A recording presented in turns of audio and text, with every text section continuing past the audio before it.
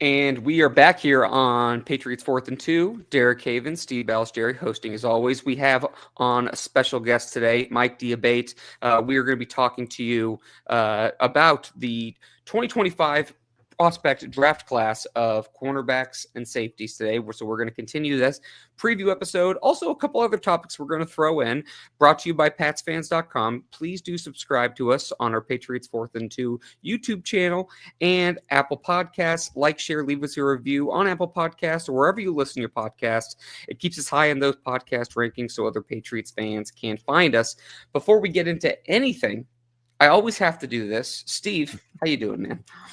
I'm doing great. Hey, we got the three of us here talking, and in honor of our guest, hello, all of you Foxborough faithful. Mike, how are you, bud?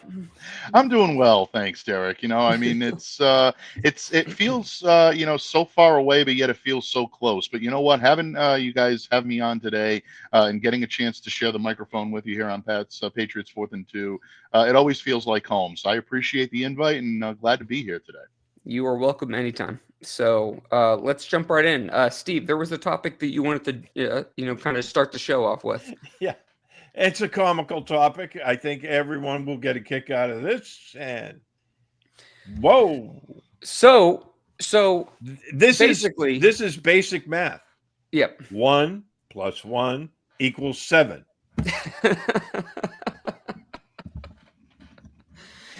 So basically, we understand the 2 to 6 show on 98.5 always likes to drum up something. So they're starting with this Drake May topic as if he's a diva for whatever reason. And I honestly feel like we were just talking offline. I feel like honestly they're it's kind of a boring time, so they're just trying to like mix something up. And they're talking about this Joe Milton thing about him not wanting him in the room and worrying about competition. I feel like that's a ton of BS, to be honest. I have never gotten that impression, honestly. I was telling Steve yesterday on the phone, I honestly feel like Drake May actually surpassed my expectations. And I was saying, Steve and I were both saying 5 months before he was even drafted, how much I thought of this kid. He comes in, he seems so level-headed, and he's so mature for his age. Comes in with this, everyone's worried about footwork. He goes ahead and performs well. No off the field issues. Seems like a clean cut kid that just wants to just be out there and play. And I don't know why I just want to tear him down for some reason. No idea. Mike, what's your take on this? Yeah, I think this is utterly ridiculous, to be very blunt and just very candid about it. Look, everything that I've heard from Drake May, whether it be from scouts, whether it be from his teammates last year, whether it be from people that were close to him during his time at North Carolina, said that this kid thrives on competition. Yep. I don't want to say that he is as stark ravingly mad about it as Tom Brady was. I don't think athletes like that come along very often. Tom was one of the very few that fed off of the competition, thrived on it, and just wanted it and craved it all the time. I'm not saying Drake's at that level, but he does not strike me as the type of person that would have been intimidated by Joe Milton being in that cornerback room. I think he took it as a challenge, even if there were rumblings in the grapevine that Joe felt that he was a better fit or maybe could challenge Drake May for the starting position. I think in a lot of ways, Steve, we're going to use an analogy we've used several times, whether it be here or on other pods talking about this. I like that in a pilot. I like that in a quarterback.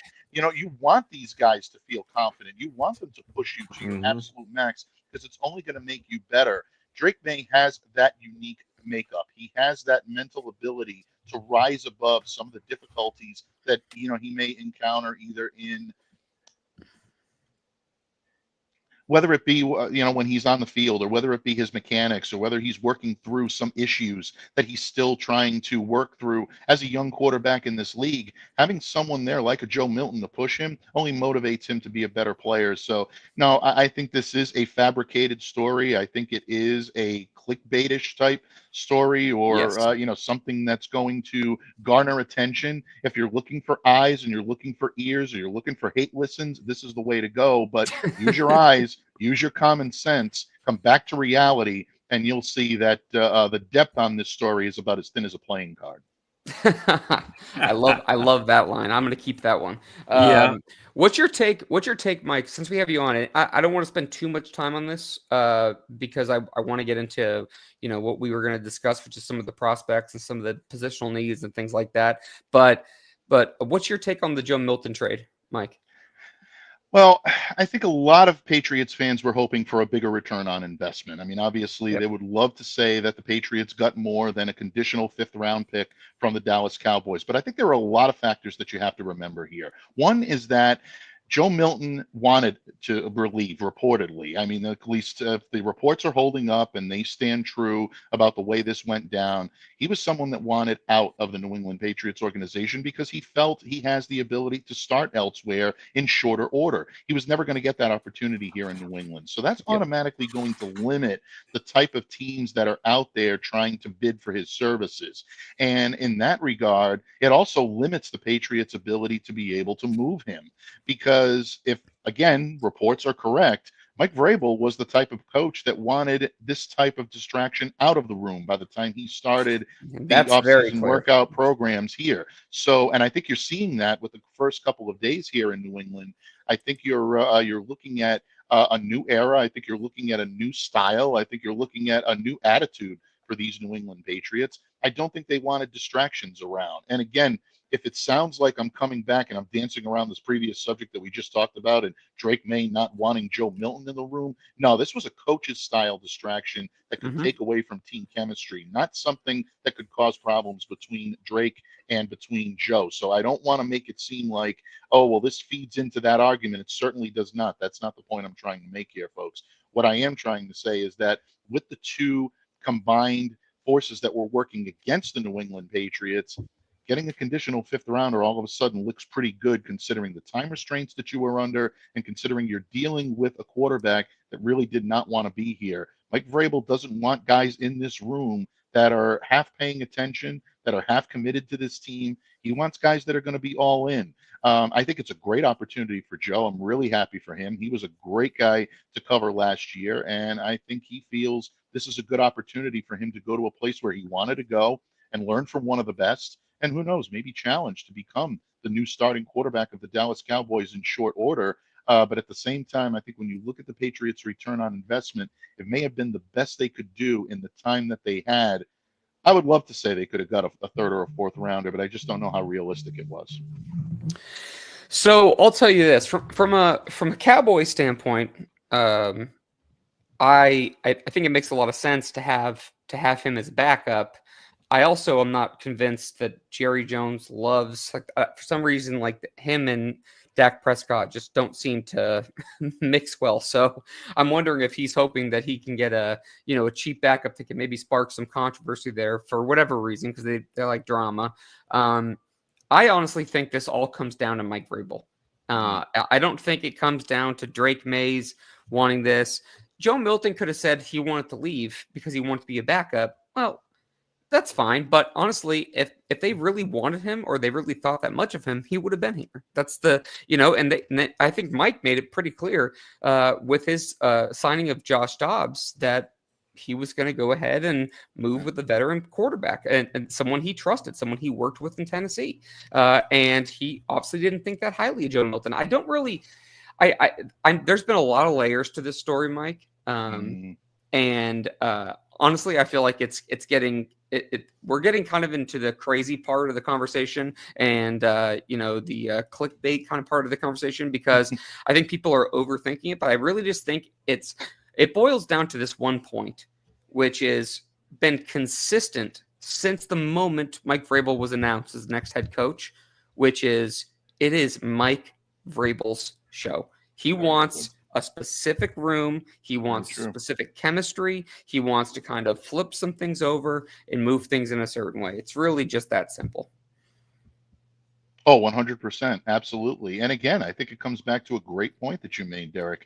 This is a team that he wants to mold in his image. And if you have players that are even halfway committed to that, it's not going to work. Everyone has to buy in. Everyone has to be on the same page. That's why you're seeing Mike get off to such a fast start this week. in the voluntary team workouts that are happening at Gillette. These opportunities to team build are so few and far between. That's why I really was so surprised last year when a new regime, the Mayo regime, did not take advantage of that time to try to get this team building. I understand where Gerard was coming from, and you don't want coaches that are not on the same page, but you've had ample time to be able to get them on there. Mike is hitting the ground running. He's ready to go. His experience as a head coach before is going to get people automatically buying in. And just from the players that we've spoken to this week, guys like Harold Landry and guys like Marcus Jones, you can hear that Mike Vrabel has already put his stamp on this team. The no-nonsense type attitude. Harold says he's the same guy every day. You're going to get that guy each and every day. The same energy, the same level of commitment is going to be there. I can't tell you how many times last year it was so disheartening to speak to players and hear that they didn't know what to expect from one day to the next. And I'm not just coming at the head coach. This was all over the organization. This was players. I have heard. I can staff. tell you. I can't tell you it online, but I can tell you offline. I've heard a very similar story that was literally to a T that exact experience. Absolutely, and it was really it was disorganized, and it was just like trying to hold a pile of sand. Right. Things were falling through the cracks. Absolutely. So anyway, so we have that going on. OTA started. I want to mention one thing before we get into the prospects, guys. The Patriots had, their social media team had guys walking into the building, had some photos of the voluntary workouts, and Christian Barmore was participating. And I feel like that is, speaking of things that shouldn't be on the 2 to 6 show, that should be, of course, are not, but this is a huge development for the team. For one, I'm happy for Christian that he's healthy because I know that was probably a pretty scary experience. For two, huge for the Patriots. If they have, I was thinking last night, man, their lineup of Harold Landry, Milton Williams, Christian Barmore, maybe Keon White, maybe you bring on K'Von Chase in certain situations. Maybe they go ahead and address another pass rusher in the draft. They can have a pretty scary front. Steve, what's your take on seeing Christian Barmore, being present there? Well, that was huge having Christian Barmore, there for the very first day working out. I'm sure they're being cautious with him. They don't want to overdo it. Sure. They want him to get back into shape there, but at the same time, I think it's outstanding for them to have him in the building because it points to, he should be ready for the start of the season unless he has some kind of a setback. I will say though, the picture of him, with 70-pound dumbbells. Come on, Christian, you can up the game a little bit there. Hey, he's working. He's easing it in. He's easing it in. We're all not you. We can't just throw around the hundreds, okay? So, Mike, what's your take on that? I agree with Steve, other than the fact that the 70-pound, you're talking to some guy that gets winded carrying in the shopping bag. So I'm not going to sit there and start criticizing Christian for his 70-pound weight. No, all kidding aside, I think he's right on the money, as usual. Steve, you hit the nail right on the head. Christian Barmore showing that he's in the building, that he's dialed into this team is such good news for this franchise because his place on that front seven now changes the complete complexity of everything that pass rush can do and everything that front seven can do. When Christian Barmore is in the lineup, he is commanding at least 2 sets of eyes every single snap. And that is going to free up guys like Keon White. That's going to free up guys like Milton Williams when he decides that he's going to rush the passer and be an edge rusher. If they decide, the Patriots, to draft someone in that regard, only going to make this job a little bit easier for those guys to get after the quarterback and to really make things hard on opposing defense, on opposing offenses. We didn't see that last year without Christian in the lineup for much of the year. So much emphasis was placed on the shoulders of Keon White, and he wore down toward the end of the season, as he should. This is a second-year player that really, I think, tried the best he could to really build on the skills that he had, but without the pieces in place to facilitate the type of football he likes to play, it's nearly impossible. Barmore's presence does that. Whenever he does return, the Patriots' defense is going to be much better as a result. The only thing, and I know the Patriots Brain Trust is placing this at the utmost importance, is you have to watch, obviously, his health, and you need to make sure that he's 100% ready to go when he does. That's the most important thing. This young man's health is more important than anything else. But Sure, of course. just seeing him there is such an emotional lift, and I'll be looking forward to each and every day updates on his condition, how he's doing, because it really is a great story to see him back out there on the field. From a personal health standpoint, obviously, it goes without saying that's obviously the most important thing. So we want him to be healthy. From a team standpoint, man, it's exciting to just think about the ideas and the formations of what they could do from a flexibility standpoint, how aggressive it seems like they want to be. And with people, Christian Barmore never played 100% of the snaps as it was. And certainly I would be surprised if he was back to the level he was even at before coming back from this. So Milton Williams also was only at pretty limited. So I'm wondering if they can rotate Keon White inside and then bring in, K'Von Chasen on one of the sides with Harold Landry, and then all of a sudden just keep mixing it up and keep the kind of reshuffle the deck there and keep it fresh. It seems kind of exciting, but I guess it really just depends. What was Steve? What was the comment you just heard from Todd? Oh, he said Vrabel is Belichickian.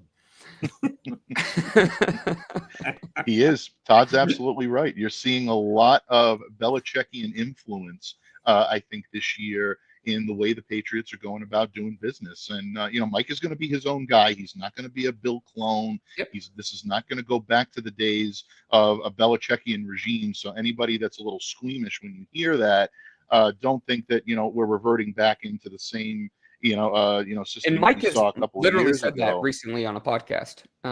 He's been very vocal about that. He doesn't consider himself part of. He said it flat out how I see it. He's like I'm not part of the Bill Belichick coaching tree, but I did pull things from his coaching style. I also was a player, and so I want to relate to the players, and that seems to be something that he's been. With some of these signings and some of these videos with him hanging out with the families, I want guys to realize that, look, this is your job, and I want guys to come in locked in. But it's okay to know that you have other responsibilities outside of this building. It's not like this is the end of the day. That's why he was holding, was it Robert Spillane's kid when he was there for his visit? That I think is important to him. And I don't want to just dump on Gerard Mayo, but it seems like Vrabel walked into he walked in to a building that had a lot of success, that's quite frankly had a lot of disorganization and a lot of shuffling the last couple of years. And I think what he's trying to do first is kind of settle the storm a little bit. Then he wants to reset the culture, and then he'll work on the talent elevation, which obviously needs to happen. And if they can do all those things, that's great. It seems like it's trending in the right direction. So that's the good news. I would agree with that 100%. And again, Mike Vrabel has been a head coach before, so he knows what works. He's been in the locker room as a player under Bill Belichick.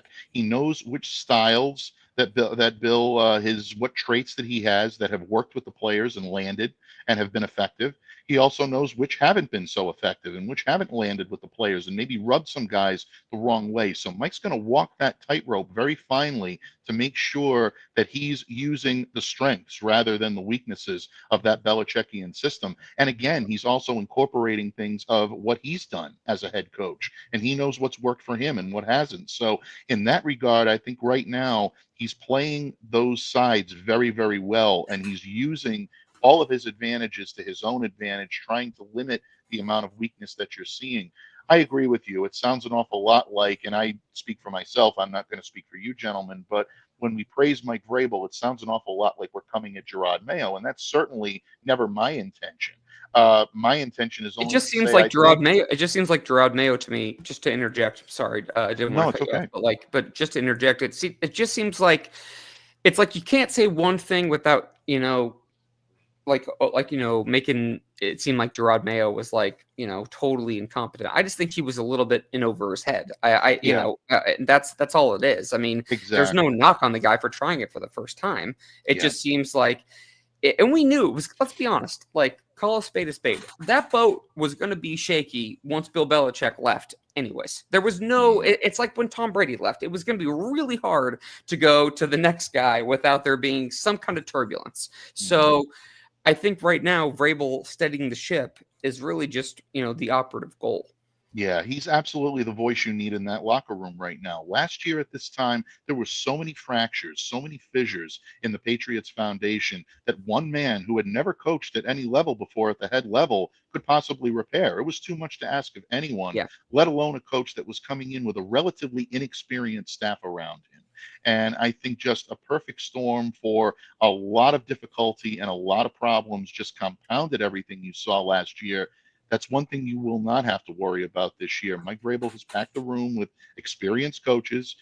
Steve likes this analogy. I'm going to throw it in. He's been to the puppet show. He's seen the strings. He knows what to expect. And again, Mike is someone with head coaching experience as well. And I think that means all the much difference in how this team's going to attack the year as opposed to what you saw last year. So, yeah, to quote you, Derek, I absolutely believe they're headed in the right direction. All right, Mike. I'm going to throw something at you.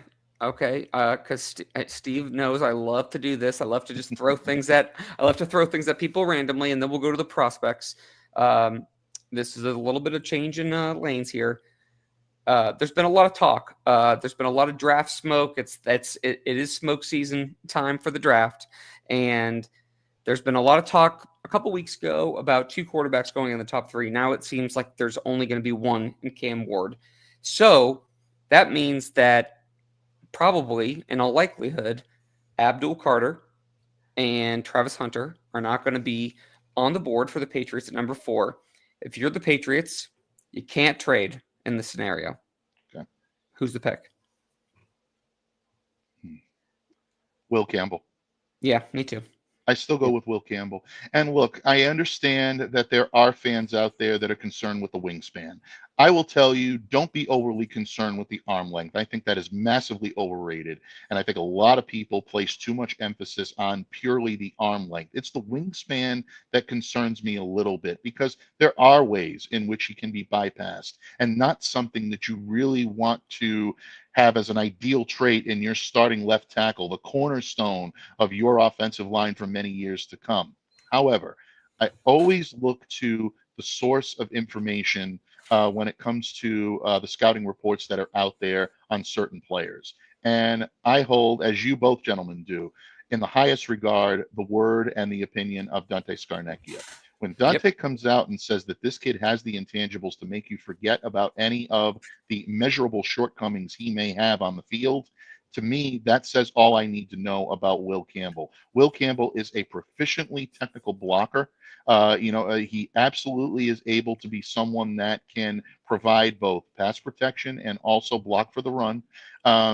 He's much stronger in the area of the run, which I think a lot of people look at and say, well, okay, maybe he's more suited for guard, but he hasn't played guard at a competitive level regularly enough to warrant that move inside. I know some have been a little worried about comparing him to a Peter Skoronski or saying that, well, he's going to be a tackle drafted and they're going to realize right away and you kick him inside and, oh, he'll be an all-pro guard.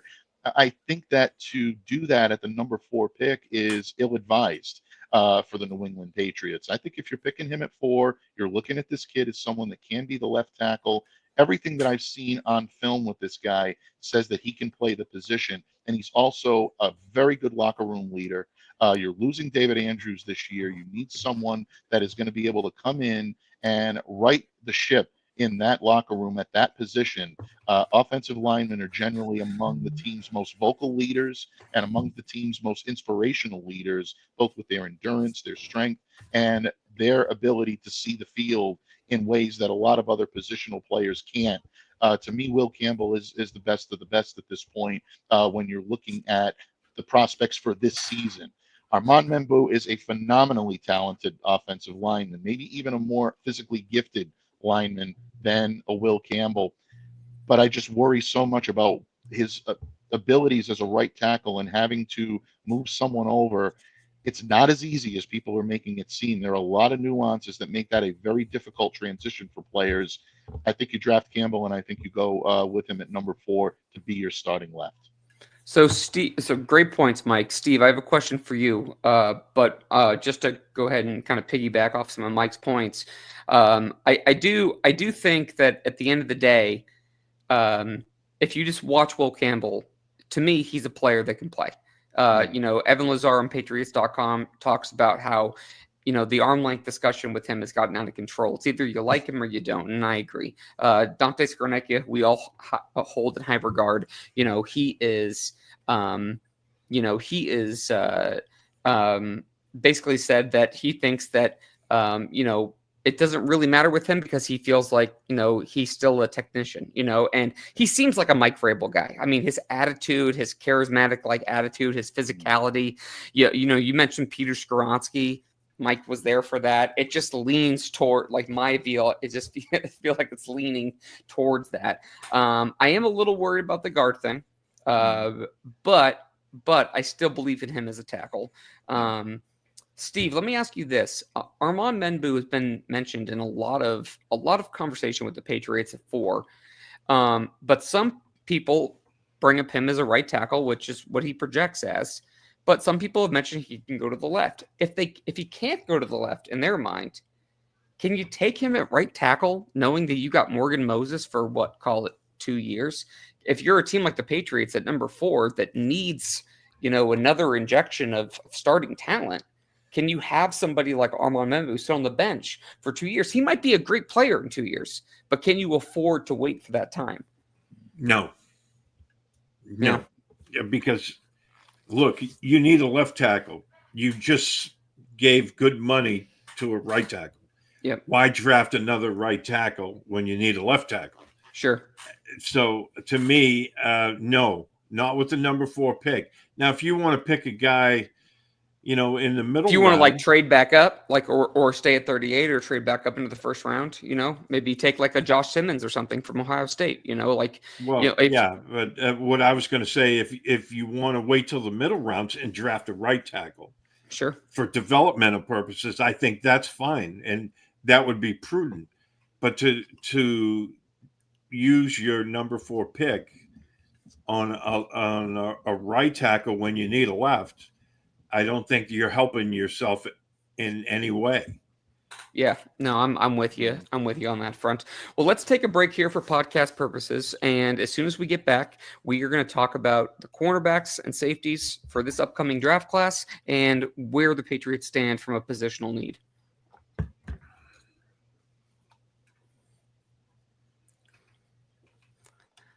All right, we are back here on Patriots 4th and 2. Derek Havens, Steve Balscherry, and Mike Diabate. We just spent the first half talking about a couple of different draft segments and a couple of team issues, but now we're getting into positional needs. Let me go to you first, Steve. From a cornerback and safety standpoint, what do you see from a team perspective? What do you see just kind of looking at the depth chart as it stands now? Well, right now, cornerback, I think they're pretty much set. No, it wouldn't bother me if they drafted another one, but I would not do that early because they have Christian Gonzalez, who's he's still an ascending player, and he's going to be one of the best cornerbacks in the league, in my opinion. He'll be paid very handsomely about a year from now. Yeah. And then they signed Carlton Davis to a $60 million contract. They have Marcus Jones for the slot, and they have a couple of young guys that I still think they might have something in. Alex Austin, Isaiah Bolden. Who knows with those guys? But they, with your starters already in place and good ones at that, I think having those guys, your depth isn't bad. Now, your depth is pretty good. Yep. Now, if you want to, again, in the middle rounds, if there's a cornerback there that has fallen a little bit, by all means, I don't think you need to look at a corner that early. And safety, we don't know what the plans are for the 2 safeties that they have. With the safety conversation is different than the cornerback one. Yeah, with Jabril Peppers and Kyle Duggar. Now, Duggar played hurt all last year, and he did not have a good year. But, it turns out that the injury that he had was more serious, required surgery this offseason. So I kind of get that. Peppers, his issues were off the field. Yep. So, when those two are on there, you have two very strong, quote unquote, strong safeties. And, and Del Pettis, I thought, played well last year. Now, down the stretch. Yeah. I think that, in the safety realm, they need to look at a free safety, a Devin McCourty type. And they did sign Marcus Epps in free agency, but he's only here on a 1-year deal. So, it wouldn't be a bad idea to draft a replacement, for future purposes. And there's a couple of intriguing ones in the draft. So, although they're not hurting in the secondary, there's still some room for improvement there. I think there's a lot of question marks in the secondary. And I don't mean from a personnel standpoint necessarily. I mean from what we are to expect. Let's be honest. I mean, from Bill to Gerard, there was a lot of carryover in that defensive system. So part of me it's trying to from someone who likes to evaluate players and team build, I don't know exactly what they're looking for. In Tennessee, Mike had, Kevin Byard, for example, as a free safety who was more of a ball hawking guy. Do they want someone to go back and do that? So I don't know what the standing of some of these existing guys are. Mike's made it very clear that he's okay with cleaning out people that he doesn't want. He doesn't care if they got paid last year or not. He's ready to just go. So is Jabril Peppers on this team? I couldn't tell you. Kyle Duggar, same thing. We both know they're strong safeties. We both know they fit in Bill's defense.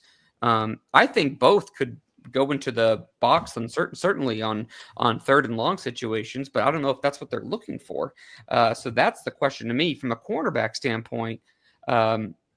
Mike, I don't know if you know this, but Steve and I talked about Carlton Davis for 2 or 3 weeks before he even signed, because it just made a lot of sense of, having, the classic cover corner in Christian Gonzalez, who we all know is just terrific. And then you have kind of more of your bruiser on the other side. It's like a good kind of ebb and flow there. Marcus Jones, I loved him coming out of the draft. I think he's awesome, but at the same time, I do worry about him a little bit as a full-time slot. So I think at slot cornerback to me, especially with Jonathan Jones leaving to Washington, is definitely a concern for me. So I think when you're talking about the secondary, to me, I'm looking at slots and free safeties. Those are the two that I wonder, because those would feel like the pieces that they're going to add. That would be, where they're going to add. What's your take on those comments and what Steve said? I think you're right on the money, Derek, in terms of the slot corner. I think if there's one area on the secondary right now that may be ripe for the pickings, so to speak, I think it may be in the slot. And look, that's no disrespect to Marcus Jones, who I think is a very good slot defender. Yep. He's a dynamic playmaker when it comes to the return game. We all know what he's capable of, but does he fit the way Mike Vrabel is going to want this secondary to look? One of the hallmarks of Vrabel defense, and I think was one of the hallmarks of a Belichick defense, was secondary players, cornerbacks, safeties, defensive backs as a whole that are able to diagnose plays. I don't think you've seen that much of that the last couple of years since Devin McCourty retired. So in that regard, do you look now at a slot guy that can come in and diagnose the play, maybe pick it up, where you've got two solid presence players on each side of the perimeter in Christian Gonzalez and in Carlton Davis to really lock down opposing teams' most potent offensive weapons? It really becomes, I think, a little bit more intrinsic on the slot guy to pick up the rest of the field. And I think it's the same way when it comes to the safeties as well. So to me, if I'm the New England Patriots, I'm looking at a cornerback that can contribute primarily in the slot in this draft. And when it comes to the safety position, I'm looking at someone with the intelligence to be able to diagnose plays from the level of the snap. If you've got someone with a high level football IQ in that type of position, that's the guy that I think Mike Vrabel is going to want to target in that position. You've got a thumper in Peppers. If you feel he's the guy that can hang around, and I don't see any reason why he would be jettisoned unless it's just not a good fit on the field once these guys start practicing. You've got players that can throw their physicality around. I think maybe you needed someone a little bit more cerebral in that backfield to kind of round everything out. That's where I'd be looking if I were New England right now. Yeah, and to me, like Pepper seems to me like a guy that you could slide around and really move all over the kind of kind of the chessboard, so to speak. Mm-hmm. Part of me wonders, just given kind of what happened last year, if he is even going to make the team. But honestly, the way Mike's kind of made decisions to this point kind of makes me feel like he would be gone already if it was really, that kind of consideration. So I honestly don't know. I agree with Steve's point earlier about Kyle Duggar, his playing through his injury, what's going to happen with him. But, let's dive into it. So, Steve, I'll go to you first. Let's talk about, I'm not sure day one necessarily. I'm not thinking they're going to take Will Johnson at number 4. So I hate to do this, but with certain positions, we just have to, kind of go for it. I guess we're talking more about day 2 guys for corners. Tell me, is there a corner that you see as a fit for this team? Well, first, for all of our draftniks out there that really enjoy draft talk and analysis, Dane Brugler, who writes for The Athletic, has released his draft guide, The Beast. The Beast, it's out today. It is out today. I've already been reading it this morning, and for those of you who enjoy his analysis, which is top notch, by the way.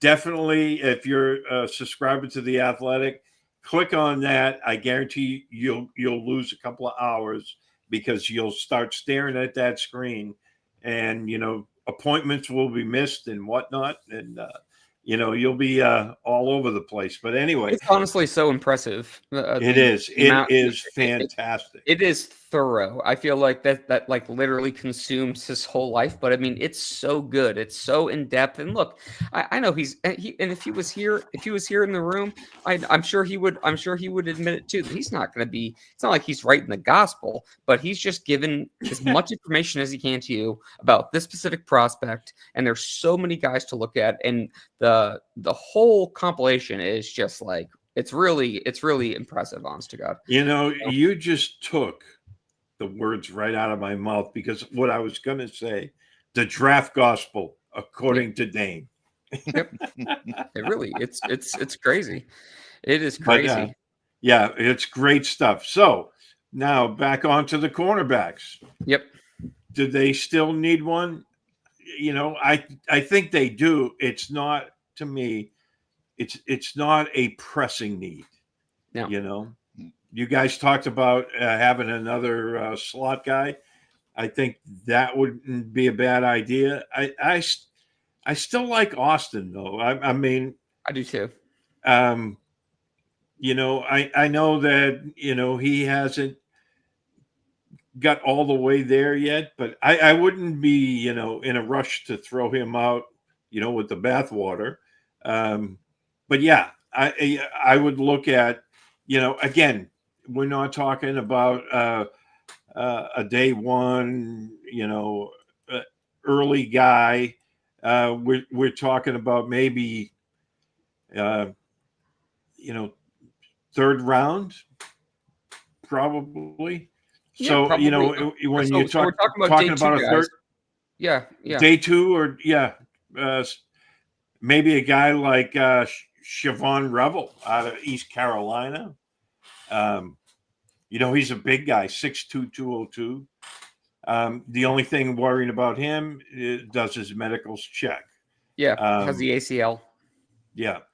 Jacob Parrish out of Kansas State. He's a little bit undersized, but he's versatile. He can play in the slot. He can play outside. He's got speed. What do you guys think of that? Those two guys? I love both. I wonder about for Revel. I wonder about the positional fit because they signed Carlton Davis and where he's going to kind of fall. I love Benjamin Morrison out of Notre Dame. Really clean prospect. I just don't know if he fits necessarily for the Patriots. I honestly, another guy that I really like is Azure Thomas from Florida State. Good arm length. Really good explosiveness, good coverage skills, good ball skills. But I still wonder about the fit. Mike, what about you? Anybody that jumps off the page? Well, I think this might be maybe a little bit overly zealous on my part, but a guy that I've been a fan of for a while since his days at Idaho is Marcus Harris, the cornerback out of California. Again, you look at players that are versatile and guys that can play on the perimeter, can play in the inside, in the slot.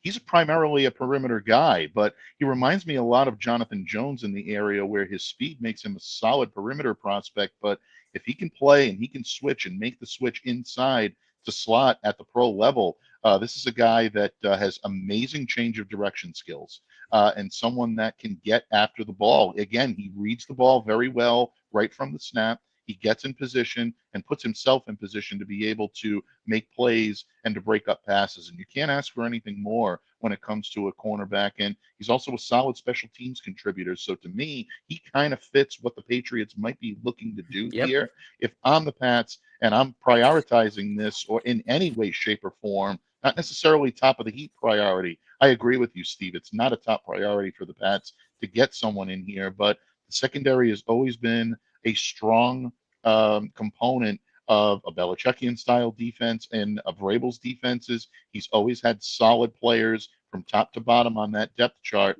I like a potential fit here for Harris, especially the way he played when his competition level increased when he got to California. He was playing against better players than he played when he played in Idaho, and he still managed to hold his own and even up his game at times. Those types of intangibles are what I think the Patriots should be looking for in any prospect. But when you find it in a defender, especially a defensive back, it definitely leaps off the page. 100%. Steve, any comments on that? No, that's as always, Mike, excellent analysis there. I'm just looking at some other guys as well. Again, more toward the middle rounds. Quincy Riley from, Louisville. Again, you're talking about a 2-year starter. I think he's only like 5'11", but I still think he's long enough and fast enough to make up for it. So it's not the end of the world. Yeah, 5'11" is not even that bad for a cornerback. So and again, he's more of an outside corner, a boundary corner, but he's very athletic. He ran pretty well, in his pro day, and he ran at the combine.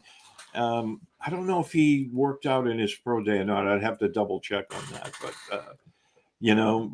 I again, you're looking at a guy in the middle rounds, not because of course we'd all love to see one of the top corners like dare I say it, Travis Hunter or Will Johnson. Yeah, but the Patriots aren't going to draft. Excuse me. They're not going to draft a guy like those unless it's at number 4. And I don't think they would draft Travis Hunter as a corner. I think they'd be drafting him first as a receiver. Yeah, that's kind of how I feel too. I want to just say this before because I would be remiss if I didn't. Jody Barron, who is not going to be a Patriot, but only because of really the need and where he's going to be drafted. It just it's not going to line up. But I just want to say this for the record. I think he is one of my favorite players in the draft. I think he's a really solid prospect. I think he's going to go to a team like the Packers, especially with their issues with like Jair Alexander. But to me, he screams starting cornerback in the league. Where you want to put him, I guess, is up for debate. Where he's going to go, probably somewhere between 15 and 32. But I think he's a great player. Kobe Bryant's another guy I wanted to mention. Obviously, the name kind of funny.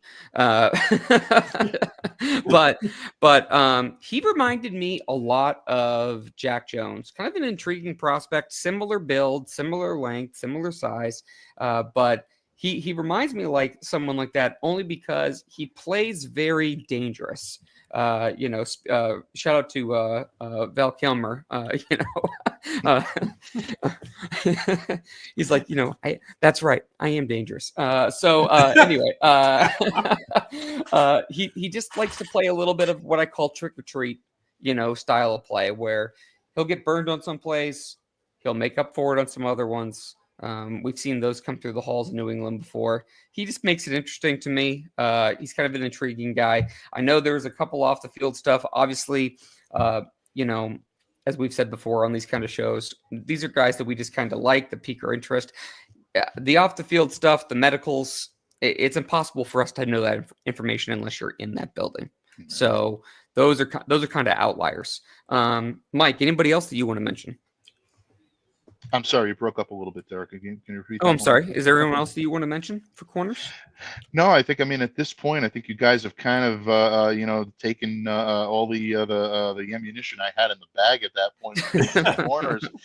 Look, obviously, pie in the sky. If there is something that does happen here that we're not expecting, and Travis Hunter is sitting there at number 4. Travis Hunter is a damn good cornerback, guys. Yeah. You do not lay off that pick, and all of a sudden you're looking at a trio of Gonzalez and Davis and Hunter that could absolutely cause an amazing amount of fear into opposing offenses, especially with Hunter's ability to diagnose plays, his ability to start and stop on a dime, and his ball skills are absolutely unreal. Like, they are there's no joke about that. He just finds the ability to get to where the ball's going to go. And somehow he contorts his body. His body control is impressive.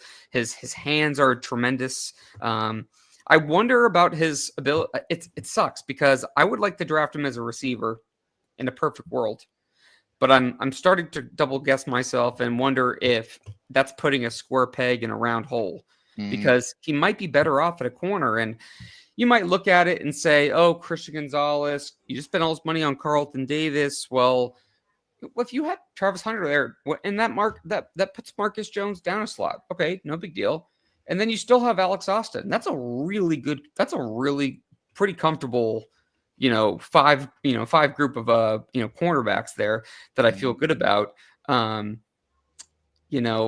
I guess if we just go from there. Steve, if we go over to safeties, is there a safety that jumps off the board to you? Well, I think, if you're looking at, you got to go to South Carolina. Nick Emanuel. Of course you're going to do this. Of course. Of course. We don't go through a draft process where I don't rave about it, at least 2 or 3 guys from South Carolina. But this to be fair, he blew up the combine, and he should be a first. He should be a first rounder. If he's there in the second round, the Patriots need to be making that call. Yeah, he's kind of a freak. There's a couple of guys. I think. I don't see them drafting as high as the second round, but if they were, I think Xavier Watts out of Notre Dame. Yep. Definitely. And then, to your point, if they decide maybe that, one of the guys that they have now, Peppers or Duggar, doesn't fit, maybe a Kevin Winston, a little bit later on, late second, early third, from Penn State. I think those guys definitely would fit what they're looking for. Mike, what about you? Yeah, I think obviously, Xavier's a guy that I think everybody would love to have. His instincts on the ball go back to what I was talking about earlier, and guys that can diagnose the play right from the snap. And these are players that absolutely have the ability to change the game when they're in there. And I think he would be a great fit. Again, I think for where the Patriots are going to be picking and the needs that they have, I'm not sure how realistic that's going to be. But again, if they place somewhat of a priority on it, keep in mind, keep an eye on Woods. A guy that I like a little bit for the Pats in terms of the way he plays is Lathan Ransom out of Ohio State. Again, very physical, not necessarily has all the tools necessary to be a top level player at the position, but the intangibles and the instincts, the awareness that he has on the field at all times, I think make him an intriguing option. And look, Mike Vrabel is not going to be very shy about getting former Buckeyes onto his roster. He's going to love to dip into the Ohio State well. This could be a kid that might catch the sharp eye of Mike Vrabel and that brain trust. So if they're looking for someone a little bit more cerebral and instinctive, Ransom is one I'd give a second look to. One of my favorite players for the Patriots is Andrew Makuba, the safety out of Texas. And the reason is, for me, is a kind of multi-tiered thing. I think it would make sense in the range they're going to take him. Maybe he gets to day 3, but it'd be a day 2 or day 3 pick. But he's kind of built like a cornerback, but he plays like a safety, really rangy. He can cover in the slot. He can cover tight ends. I think he's built a little bit different than the guys they have in the room. And I don't know what, Epps' health is going to be too, and what their plans are for him. I know it's a 1-year deal, but I think that was more about injury. They obviously brought him in for a reason, but Makuba is an interesting name for that day too. I would not be shocked at that at all, because to me, he kind of checks a lot of boxes. Clean prospect. Again, good fluidity, slot corner, cover tight ends. That makes a lot of sense to me. So he's one of my favorites in the entire class. Steve, anybody else that you want to mention? Yeah, another guy that in the middle rounds, 3-year starter, Jonas Sanker out of Virginia. He was a free safety. He aligned a lot of times in the box, right? But Yep. He can play there or free safety. I think they moved him around quite a bit. He's got good size. He's like 6'1", 205. So he's a guy. He has good athleticism. I think if you're looking for that kind of guy that is more versatile, I think he would fit into that type of box. And I'm looking at this, and I'm still kind of sold on the guys that they have, but they do need a dedicated free safety there. So he would be a guy I would take a flyer on. Yeah, I think there's a lot of interest in him. It makes a lot of sense. I totally agree with your analysis there. Mike, what about you? I have one more guy I want to mention, but do you have anybody else that you want to mention? Yeah, I mean, I understand where Steve is coming from with free safety being in need, and I think for all intents and purposes, that's where the Patriots should be focusing their efforts. But a guy that I actually had the opportunity to talk a little bit about over the weekend with a friend of mine who is an Arizona State Sun Devil alum told me a lot about Shamari Simmons. And the more I went and I looked back on Shamari, I think this could be a decent option for the Patriots in the middle rounds. I like Good Shamari size, a lot.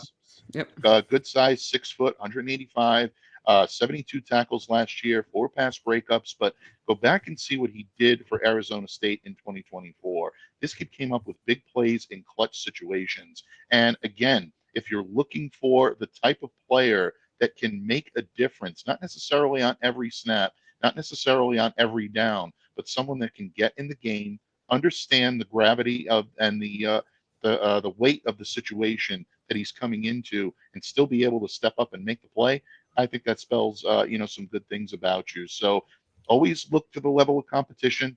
Arizona State has played some pretty good teams throughout the years, so I think he could be an intriguing option for the Pats. Again, if they're looking for that type of cerebral experience to go in with some of the physical players that they have on this roster, Simmons could be a good complement. I like the player. I'm sorry to hear that you, my condolences that you had to talk to a Sun Devil. Bear down. But that's my own personal bias, I guess. The last guy I think I'd be remiss if I didn't mention is Malachi Moore from Alabama. Really intriguing player. again, if I'm talking about from a Patriots perspective, a guy in that backfield, they have a lot of guys, again, who are more thumpers, they can move into the box. He's someone who I think could be a little bit more in coverage and can kind of move around a bit. So if they don't want to go for the cornerback early, he looks like someone who could be interesting from a couple different things. He kind of reminds me a little bit of Deion Branch, but that might be a little strong because that's a pretty good player comp. But he's a guy that I think you could take later. That I think there could be something there to work with, and maybe a slightly different player build than what they have currently on the depth chart. All right, guys. Well, any final thoughts here? What would you guys feel about it? I'm not saying draft, maybe a undrafted free agent. Yep. If the Patriots would bring in Shiloh Sanders. I mean, I'm open for it. Yeah. Because you talk about a cerebral guy. He's got a cerebral dad. And, we Very know true. that besides the athleticism that he had as a player, he was also very cerebral. And, having another Sanders, in the NFL wouldn't be a bad thing. That's a good option, Steve. And I like it because Shiloh plays the game exactly the way we've been describing all afternoon long, fellas. Yep. Is a guy that's always around the ball and always intuitive about where the ball is going to be and where it should be and where it's going. And if you're a defensive back or any defender that can diagnose that type of scheme or can diagnose the play, yeah, you're absolutely an asset. And I love it because, Shiloh can always say, if I ever need help, who's a better consigliere than my father? Who played the position better than Deion? No one. And that really, I think that type of instinct and that type of pedigree is so rare in this league. And when you see it, take it with both hands. Again, like Derek said, I'd be very open to the possibility. Yeah, I think that there's the best way to I guess describe his game. I like the word Steve used is diagnose plays. There's a lot of every cornerback in the NFL is an athlete. Okay. Right. I mean, they're all athletic. It's hard to run fast. It's even harder to run backwards fast. So they do a good job of that. But I think what separates good players from great players in the NFL is diagnosing the play, what they call click and close. And if you can do those things, you can become special. So I don't know if he'll put it all together. But if you're telling me he's going to be one of the late day 3 picks or an undrafted guy, bring him in because there's no harm in that. I feel similar to they're not the same player, but I feel similarly, speaking of cornerbacks, about Isaiah Bolden. I mean, that's a guy who could put it all together. If he could put it all together, could be a starter in the league. I just don't know if he'll ever get there. It just depends on, that's the hard thing about some of these guys is whether they can kind of connect those dots because otherwise it's, just a bunch of talent, but it's just not going to be productive enough. Any other draft conversations you guys want to talk about, or should we wrap up? Well, we have a couple more weeks, so let's put a bow on this one for today because we still have some draft talk to do. Plus, in 2 weeks, is it? We usually do our first round mock draft. Yeah, we got our mock coming up, and Mike, you're more than welcome to join us. I think next week, what the plan is for next week is we'll dive into we'll have to open it up on Twitter for some draft questions, and then we can just have kind of like a Pat's diet, draft, a potpourri, show, and we can just dive into a bunch of random stuff, the rumor mill, which is certainly, churning right now. And then the week after we can do the mock leading up to the first round, and then we can get into breaking down the guys, but it's always around this time, guys. I don't know how you guys feel, but it's always right around this time where I'm really tired of reading about recipes and I'm just ready to bake. So I just need to, I feel like we've been talking about some of these guys for so long, and I'm reading about them and I'm watching them and I'm looking at the draft chart, looking at free agency, and I'm just like, all right, So just tell me what it's going to be. Is it going to be Will Campbell and it's going to be, Jaden Higgins, or or is it going to be Travis Hunter and Josh Connerly? I'm good with either one. Just tell me what it's going to be so we can talk about it. So, Mike, any final thoughts from you? No, I think this was a great conversation. Anytime I can talk about defensive backs and talk about prospects, I'm a happy guy. It's the position I played. Don't laugh, people. I know I always told my listeners this. There was a time where I was a lot thinner, a lot younger, and a lot faster. Those days have passed me by. But yeah, thank you. Thank you very much. I'm kidding. No, I know it is. No, all kidding aside, folks. It's a position that I hold very near and dear. And to get the opportunity to talk football with you guys is always an honor and always a privilege. So thank you for having me on. And I look forward to speaking football with you, in the not so distant future. Yeah, I mean, you're welcome anytime. It was fun to have you on. Fun discussion. Felt like we checked a lot of boxes. But anyway, for Steve Balistrieri, Derek Havens, Mike Diabate, we are here from. Hey, Todd. Sorry. Thanks, Todd. Thank you again for listening to this episode of Patriots 4th and 2. Please do subscribe to us on our YouTube channel. And also, if you could like, share, and leave us a review on our Apple Podcast, wherever you listen to podcasts, keeps us high in those rankings so other Patriots fans can find us. Please check out patsfans.com for some great content, and we will see you guys next week.